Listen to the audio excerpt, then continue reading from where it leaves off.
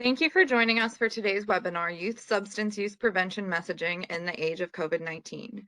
My name is Marla Kaufman, and I'm the Communication and Health Promotion Associate at IRETA. I'll be moderating our webinar today. I would like to go over some quick housekeeping items about how to use the WebEx technology and how to access continuing education credits. First, we would like to encourage you all to participate in today's webinar through two methods. If you have questions for our presenters or are experiencing any technical issues, please use either the chat function or the Q&A panel to communicate your questions. Our presenters, Pam Pietruszewski and Alexandra Plante, will leave time at the end of the presentation for questions. Feel free to submit your questions through the chat box or the Q&A box at any time. This webinar is approved for 1 PCB and/or NADAC credits. These credits are free. A certificate of attendance will also be available to download from your MyIRETA account. Please take note that it will take up to 48 hours for your CEUs and certificate to be available in your MyIRETA profile because we have to cross-check your attendance with WebEx following the webinar. After the webinar, you will receive several follow-up emails. The first will be an email with a link to the evaluation. The second will have information on how to access your certificate of attendance and continuing education credits through your MyIRETA account. We may send you an additional email to remind you of the evaluation. I would now like to introduce today's presenters, Pam Pietruszewski and Alexandra Plante. Pam Pietruszewski is a senior advisor with the National Council for Mental Wellbeing with specialties in motivational interviewing and screening, brief intervention, and referral to treatment. She has more than 20 years experience designing and implementing programs to integrate behavioral health and primary care services. Alexandra Plante is a director at the National Council with a specialty in substance use disorder. She previously worked at the Recovery Research Institute out of Massachusetts General Hospital and Harvard Medical Group, and currently heads the National Substance Use Interest Group. Okay, Pam and Alexandra, if you are ready, I will hand things over to you. Wonderful. Thank you so much, Marla, and thank you so much to IRETA for having us today. Pam and I are so excited to get to really dive into what is new and exciting and what works in substance use prevention messaging. Please feel free to save questions for the end in the case that you have any, and we are planning to share the PowerPoint and slides and presentation afterwards. So if you miss something, don't worry. So today, what our main focus is and kind of where we're coming from is that we have been working on a project called Getting Candid, which is funded by the Centers for Disease Control. And we are now in year 2 of this project that focuses on adolescents 13 to 18 and really looking at how COVID has affected things and affected their perceptions of substance use, their access to it, and a lot of the risk and protective factors around that. So today our learning objectives are to recognize the impact of COVID-19 on youth, especially as it relates to substance use prevention, learn how to frame substance use conversations based on what matters most to youth, and then identify social media and other outreach strategies for connecting with youth. So hopefully at the end of today, you will feel confident and set up and with a few new tools to really start having these conversations and personalizing these conversations with youth as well. So a few more details about this project before we jump in. We did have a few substances that we looked at more specifically, and we did have this lens of trying to look, across 2021 and 2022, this past year, at really what the effect of the pandemic has been. And we worked hard as a team to really cover all of our bases and make sure that all the materials that we're putting out are evidence-informed practice. And so that meant we did key informant interviews. We did some large-scale surveys, which I'm going to talk about in the next slide. We have a youth ambassador council. We had an adult advisory group. We did an environmental and literature review. So I don't need to go into all of it, but just know that we have worked really hard to talk to a lot of people, get a youth voice, as well as pull from best practices in the field. So a lot of the data that we're going to share today, and it comes from these online needs assessment. And we did 4 starting in January 2021 to September 2022. And we did 4 that were youth facing, so asking youths. And then we did 1 provider focused one. So there were actually 5 surveys in total. And so enough background, I'm going to just sort of jump into some of the findings. So what we have found kind of across this project is, well, one of the things is, why do people my age, or why do youth choose to use substances? And you can see here that 2 of the top reasons are around coping with depression, anxiety, or problems that you're having at school or socially. The other 2, friends or other people are doing it, which is, of course, the classic peer pressure, and enjoy it or think it's fun. That might get us into boredom and entertainment. Reasons why not to use substances, 2 out of the 4 here are focused on health, which is it might be bad for their health. They want to make healthy choices. And one of the big learnings throughout this project has been that youth really care about their health. And we are going to talk a little bit more about that later.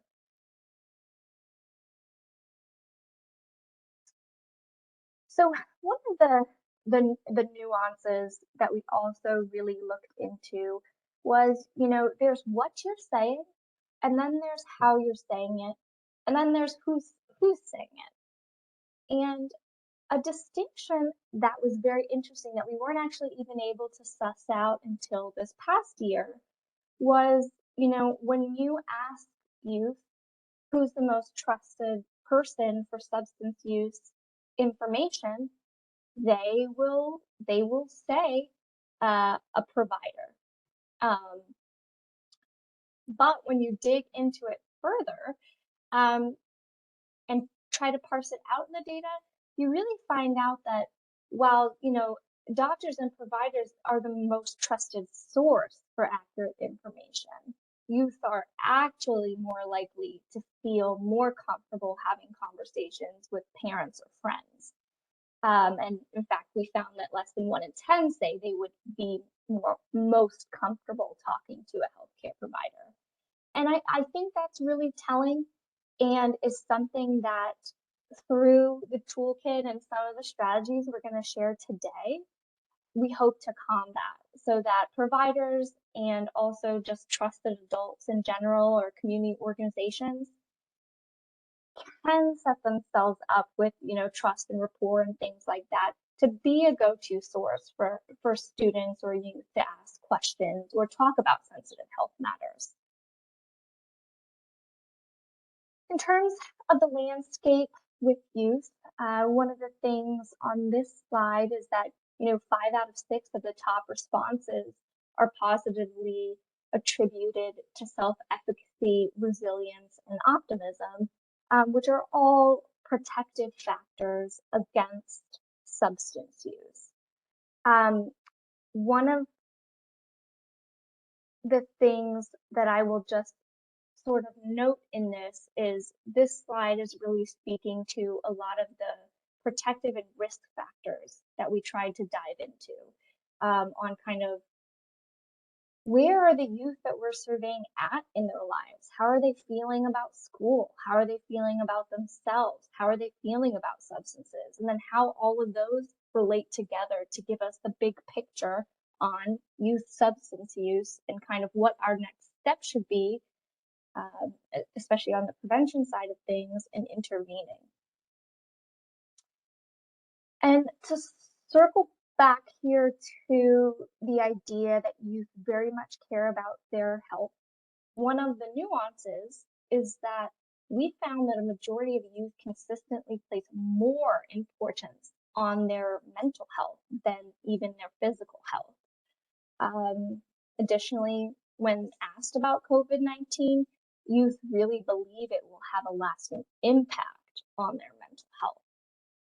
This can really be used to inform our thinking around substance use prevention, and we will go into some more examples of this later on.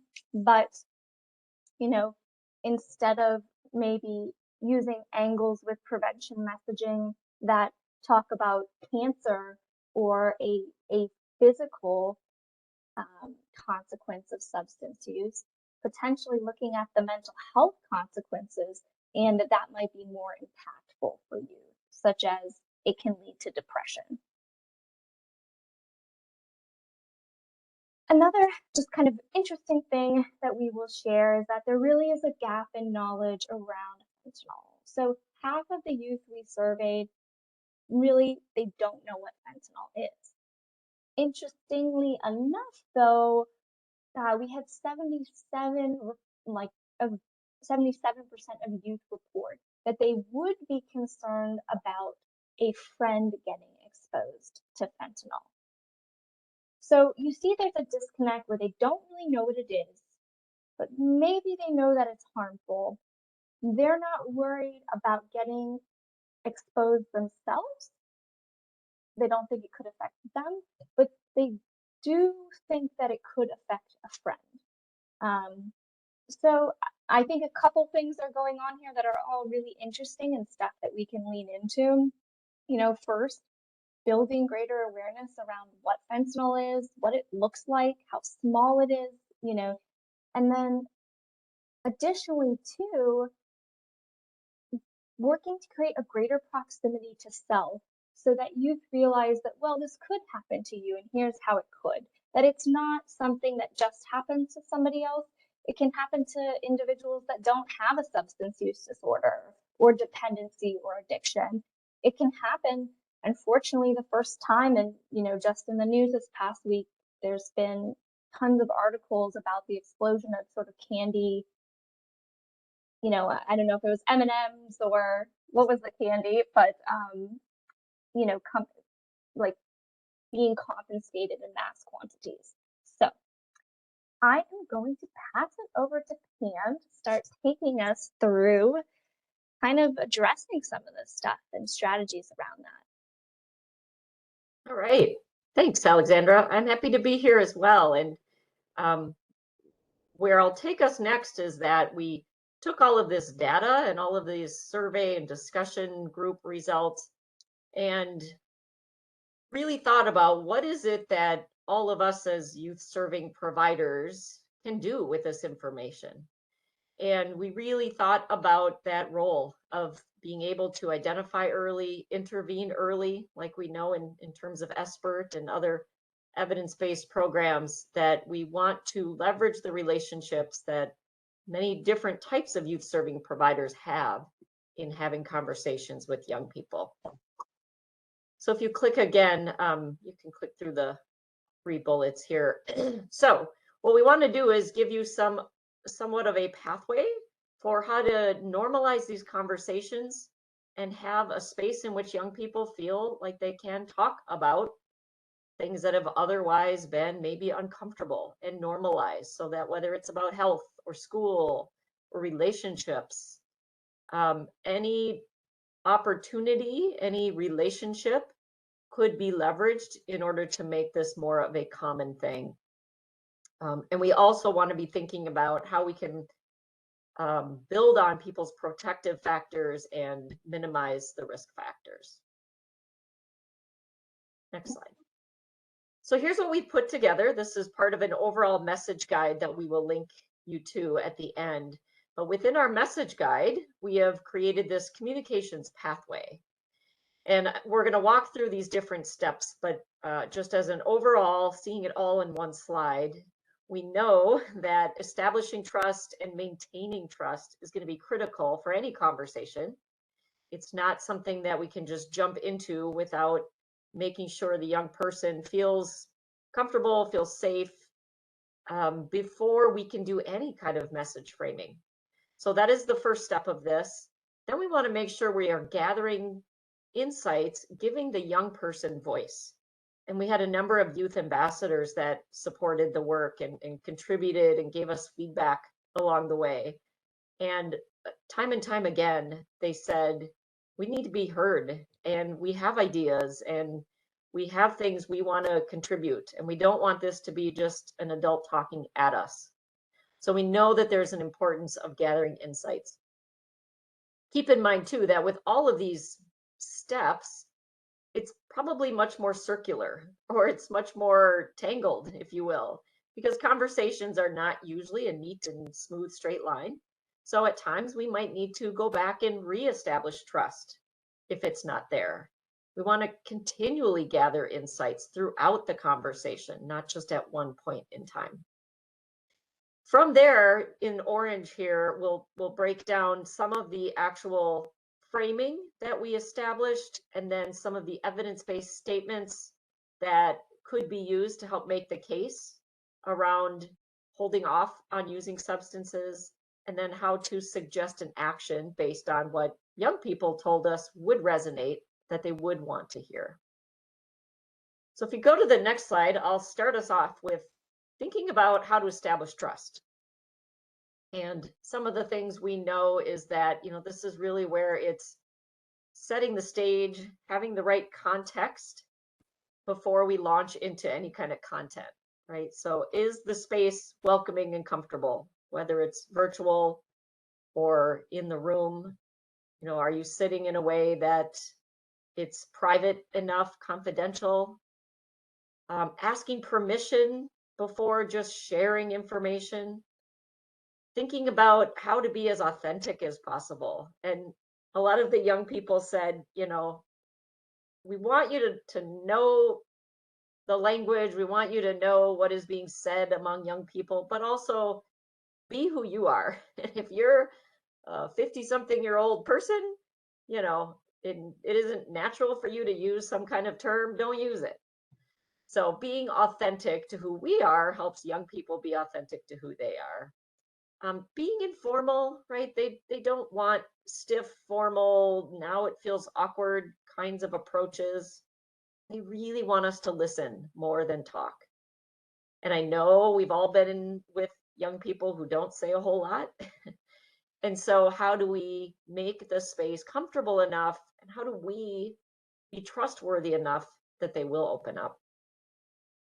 Also paying attention to body language. I think we think about that in a lot of different settings, and our youth ambassadors and the young people we checked in with said that's really important, whether you're on Zoom or WebEx or in the room. Do you give me a vibe of being comfortable? If you're acting awkward, I'm going to be awkward. So this is the first step of the pathway, and also one that has to be maintained throughout.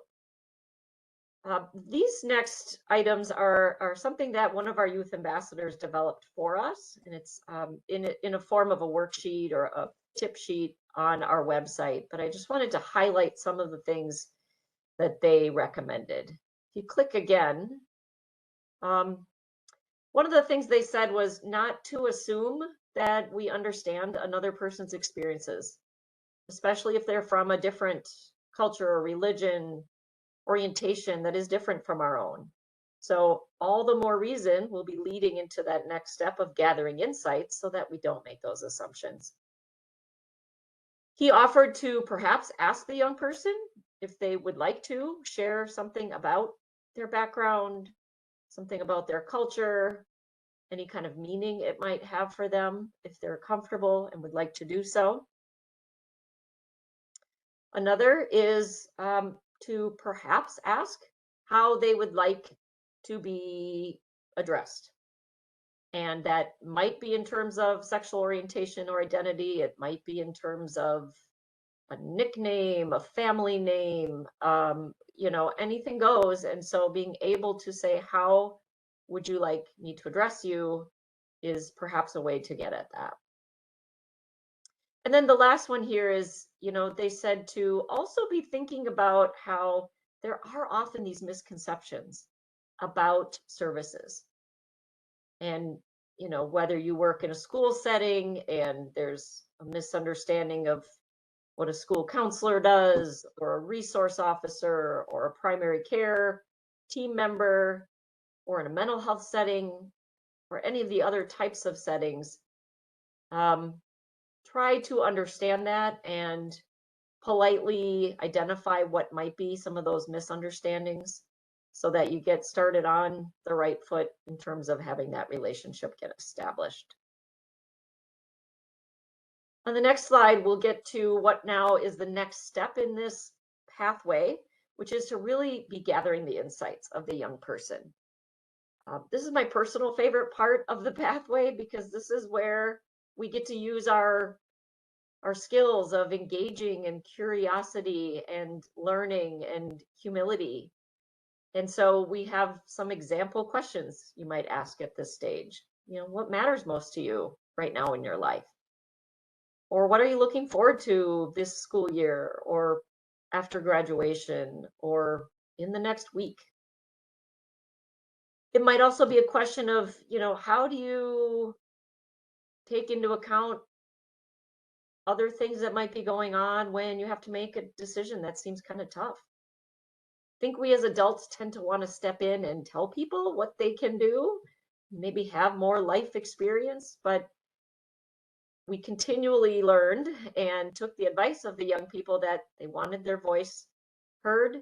And if we do most of the talking, they're going to take that signal from us that they're supposed to just listen or tune out, as can often be the case. So continually gathering insights throughout this communication pathway is really a point I want to make here. It's not just a one-time ask. It's revisiting these things, continuing to have them shape the conversation. And then from there, what we have done with this pathway is to say, okay, what that young person told us matters is the framework for having a conversation about substance use prevention.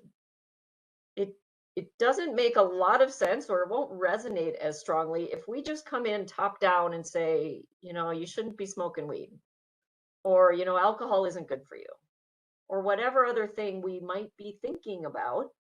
We really want to frame the message based on what they tell us matters, so that there is a connection, so that they are taking that information in the context of the things that they do tell us matters. So these were the top things that came up for us when doing our needs assessment.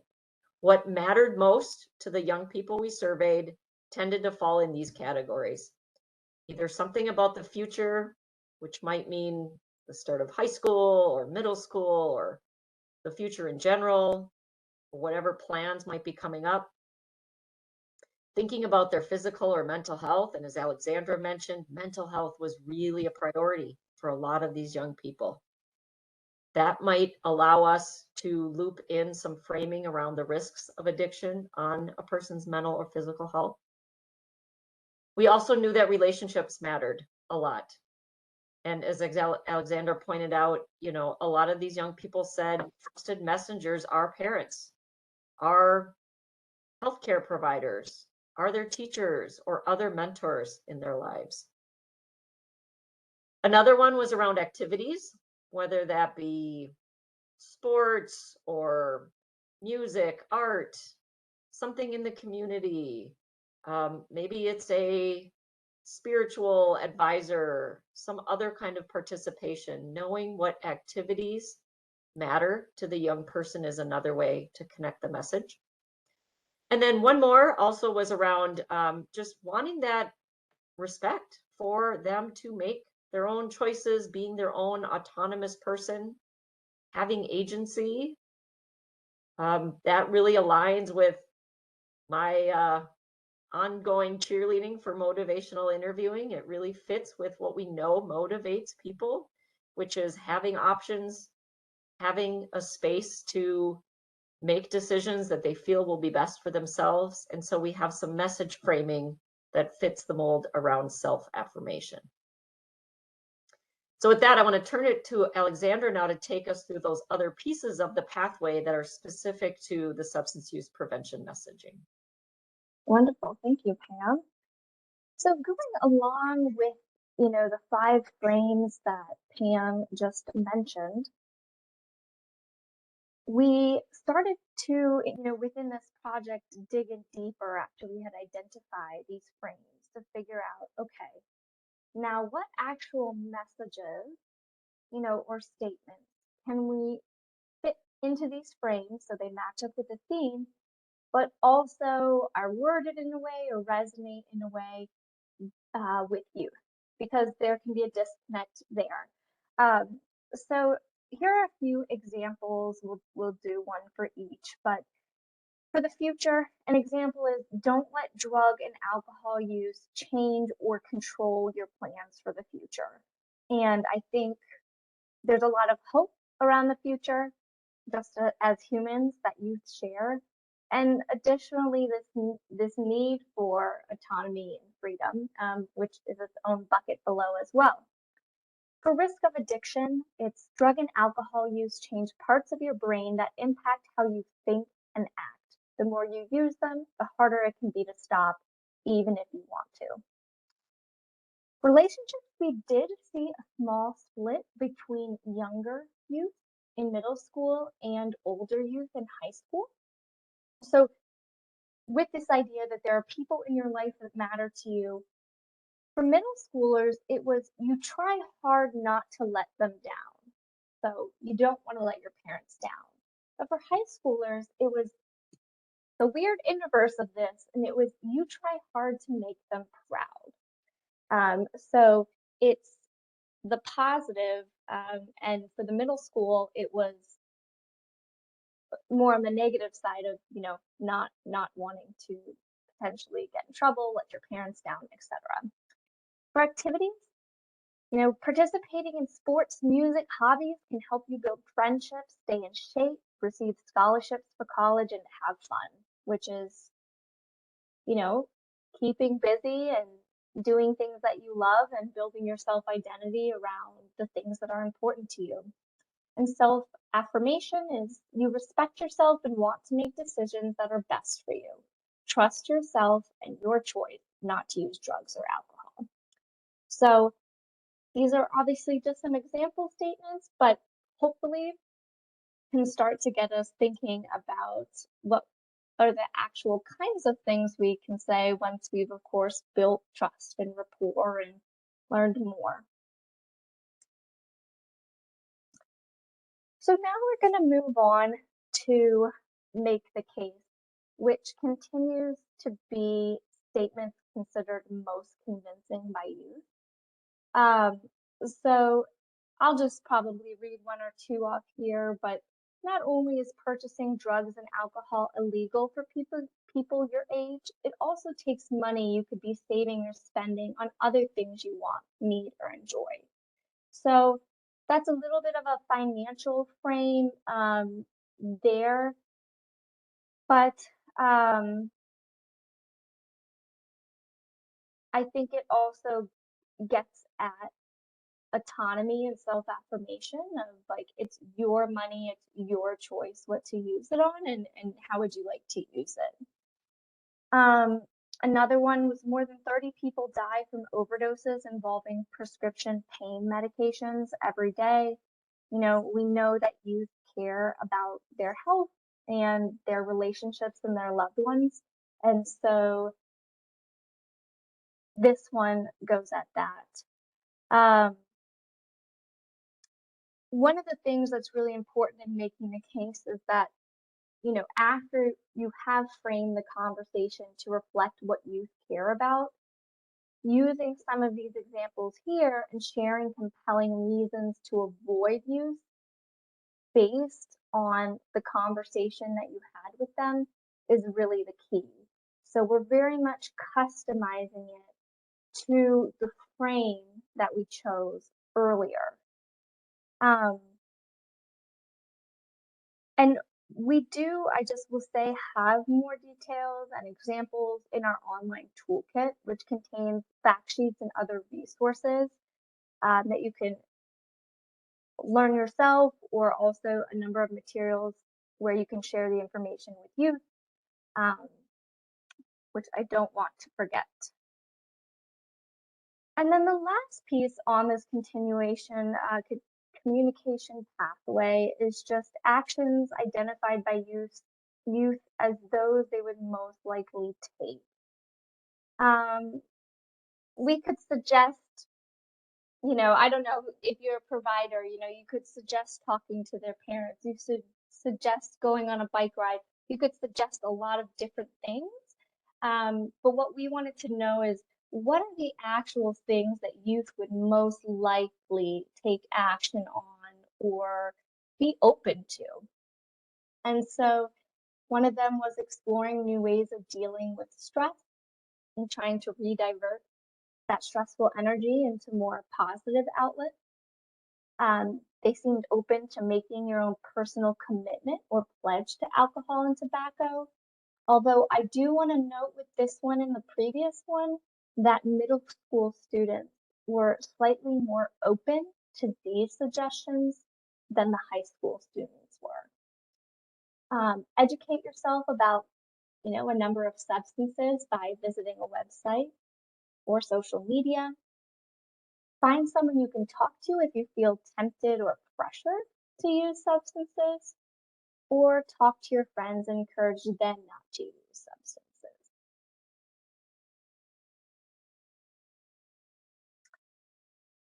And so one of the things we've done as part of this larger project is that we've done a lot of work on social media and, national communications. And the reasons we really heard most in working with our youth advisory councils were really around not wanting to mess up the future, rather use my money for other things. I'm an athlete and I don't want to get cut from the team, which are all pulling on some of those main frames that we talked about earlier. We actually worked with youth to create a Share Your Why video series where youth firsthand give kind of an inside scoop on why they don't use. One of the things that has really been a strong thread throughout this entire project is the need to incorporate the youth voice. And everything that we've found in literature has been studied empirically, or we've heard from providers in the field. We need to then reflect that back to youth and have that reflected back to us so that we fully understand the nuances so that this stuff can be effective. So Pam, I'm going to pass it back to you to pull us all together. All right. So what we have been hearing as we presented this to different audiences is they've really liked having us do a little role play. So what Alexandra and I want to do is just kind of act out a version of using this communication pathway. And I really want to reiterate what Alexandra said, which was we tested specific messages and specific wording, and we really, chose words and language that the young people told us they would want to hear or not want to hear. And as Alexandra said, every young person in front of you is their own person. And so know that customization and tailoring is going to inevitably be needed. So what we hope this is a helpful guide for a way of having a conversation, and then knowing that you'll want to pull and borrow from it as it resonates, as it is authentic to you and the young person you might be working with. So in this scenario, what we're going to do is Alexandra is going to be a 14-year-old meeting with me. I'll be a counselor. And the setup is that her parents have been fighting a lot, and her mom wants her to have someone to talk with. So she's come in, and I'm starting with that whole establishing trust piece, right? And we know sometimes that in and of itself can take a while, but I'm going to be not doing that part live, but know that I've been having a conversation with her, building some of that rapport, establishing trust, going through any confidentiality statements I might need to make. And then I want to start to hone in on some of those gathering of insights so that I can think about how I might frame my substance use prevention messages. So, thanks for sharing with me, Alexandra, a little bit about what's been going on and what brought you here today. So now I'm wondering, what are some things that really matter most in your life? Well, my dad just got out of the hospital. My mom is mad at him because he got COVID after he was out drinking with his friends. I mean, I don't blame her for being mad because she's been through a lot. Well, wow, it sounds like you're close to your mom and you try hard not to let her down. Yeah, that sounds about right. How might she react if you were involved with drugs or alcohol? Oh, like my dad? I don't know. She would be disappointed. My dad would actually be disappointed too. They both say I'm more mature with handling my emotions than them. Yeah, alcohol can actually affect things like our mood, energy, anxiety, depression, memory. What are your thoughts on that? Mm, I don't know. Sounds like it makes a lot of sense because there's a lot of drama in my house. A thought, but what would it be like if you were to make a pledge to yourself not to get involved in drugs or alcohol?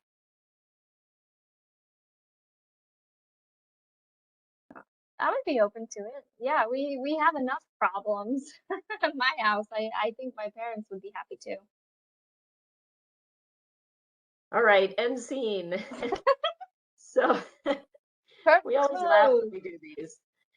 So obviously there's lots more we can do, right? And there's different angles we could have gone down, but we try to keep this succinct enough to give you a little window into how you might um, use this particular framing based on what I know about Alexandra, her age, and the scenario of what's going on.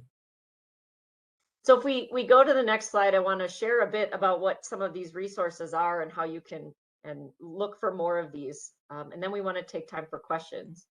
So we have all of this on our website, the nationalcouncil.org/getting-candid. The main item is this message guide for providers. Inside of that is the communications pathway, is different wording and scenarios. Some of the data that Alexandra highlighted is in there. And then we have a number of other resources, 30 and growing, continuing to add to it.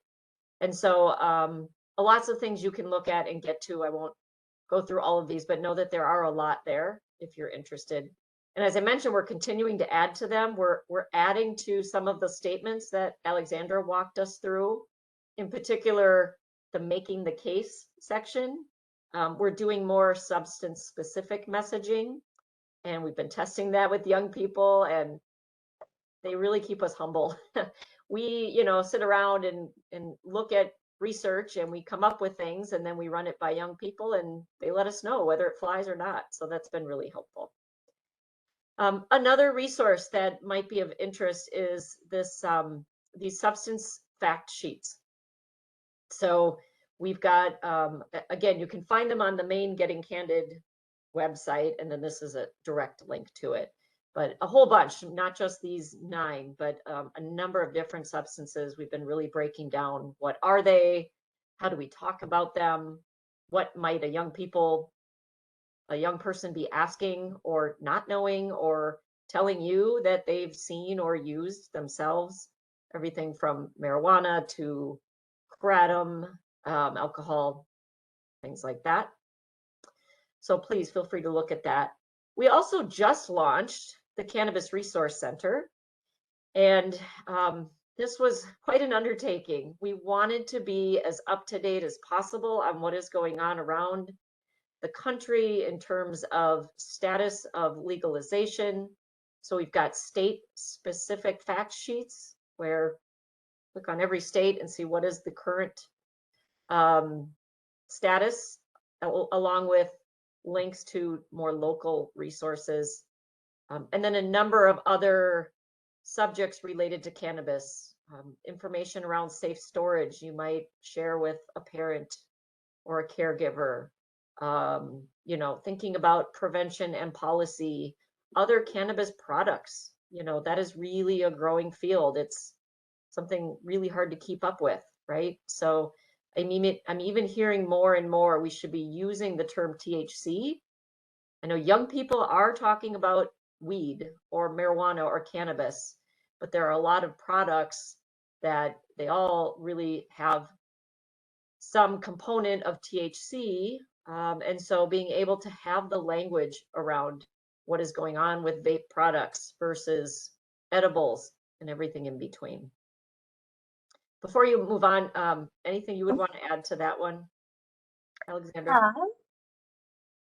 Yeah, I think the hope is that, data is coming out that in states where legalization or even recreational use has been approved, that youth use rates of marijuana or THC are higher.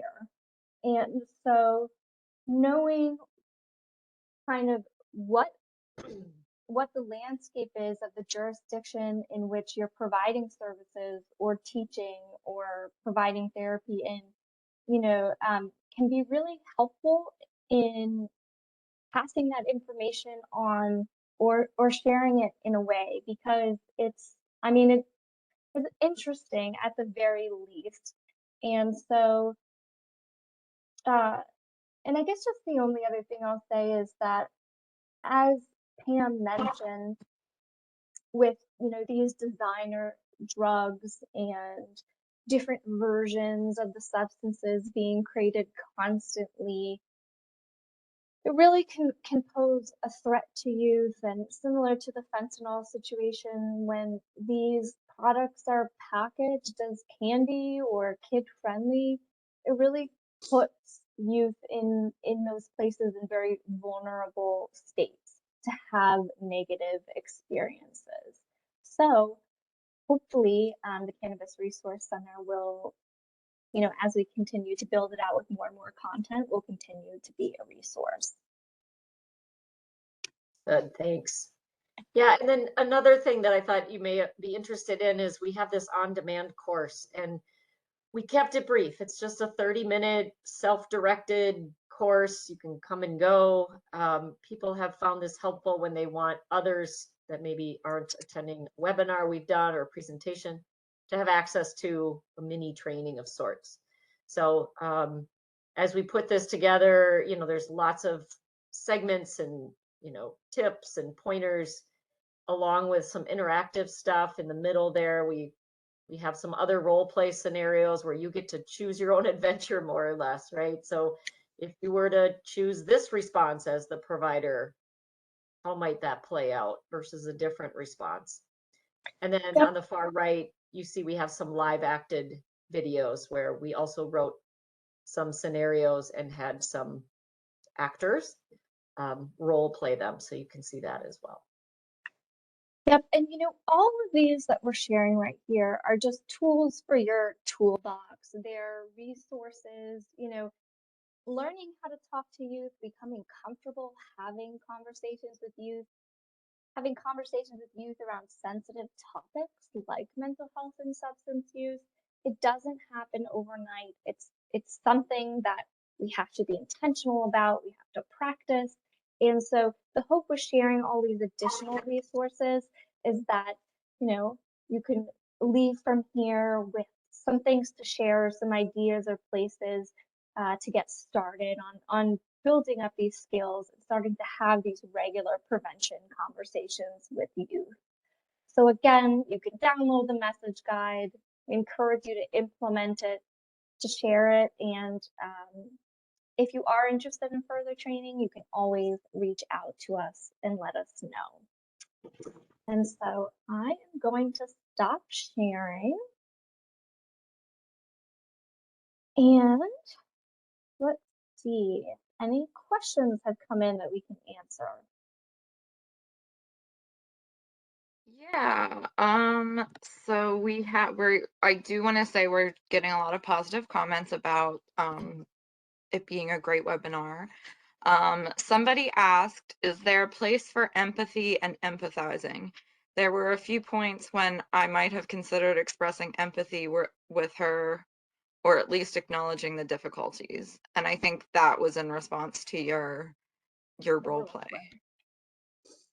Yeah, absolutely. I'm probably not the best actor in the world, so I certainly think in the real world we have to do a lot of that,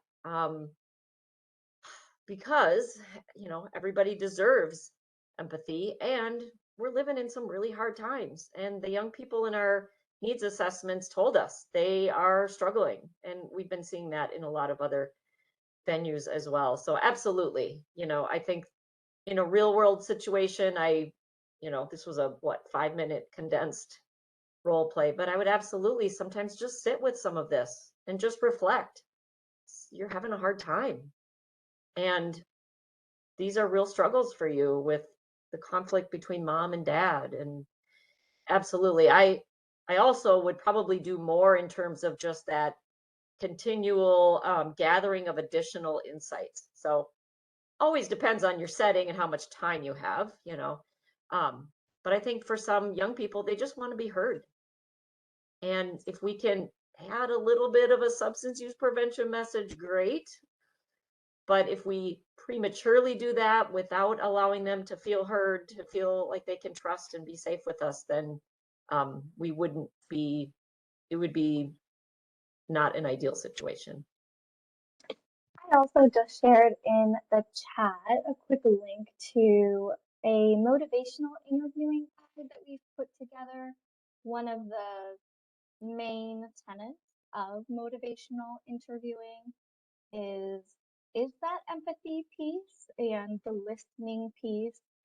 And so if you're interested in looking a little bit into some strategies from, a well-evidenced theory, that guide might be helpful. Yeah, in fact, that was fun to put together because we really thought about, okay, if someone looking at this hasn't had MI training, what would still be some of the takeaways or some ways to word or phrase or approach a young person that would have an MI lens to it. Yeah. I also will just add that empathy is a critical piece to building trust and rapport, which is, of course, the foundation for everything, which, yeah, if you're not empathizing, it's going to be really hard to connect and have the youth feel like they could talk to you about something. So I will also just share the trust and rapport guide. Make it easy. And I'm on a similar note, I'm seeing the question or comment from Neil about liking open-ended questions and reflections. And do we feel that more of the reflections could have helped? Yes, absolutely. Again, as an MI trainer, we know that, ideally, we're not just peppering a person with questions, right? That adds a lot of pressure and a lot of expectation, and just sitting in the space can mean just reflecting, holding a mirror to what the person is telling us. I'm worried about my dad, or my mom thinks I'm going to end up going that same road, and then being able to say that back. You're worried about how your mom feels. Your mom means a lot to you. You're not sure where you'll end up in terms of substances, but for right now, you're feeling X, right? So yeah, absolutely. I'm glad you pointed that out, Neil. And here's a question for the audience, which is, I know we shared some of the, just a few, just skim the iceberg of some of the findings from our large scale surveys of youth and in conjunction with some other activities. Were there any findings, such as maybe mental health being prioritized over physical health, or some of the other ones around fentanyl knowledge that anyone here has experienced or is surprised by, or any reactions?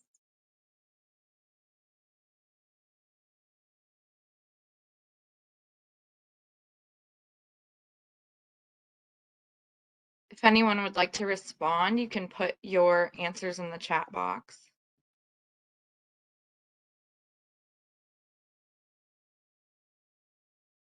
Well, people are giving some thought to that, and yeah, we really do want to hear how this resonates and what you're seeing in the work that you do. I just want to acknowledge what Monica said, that it seems a lot like Espert, or a little like Espert.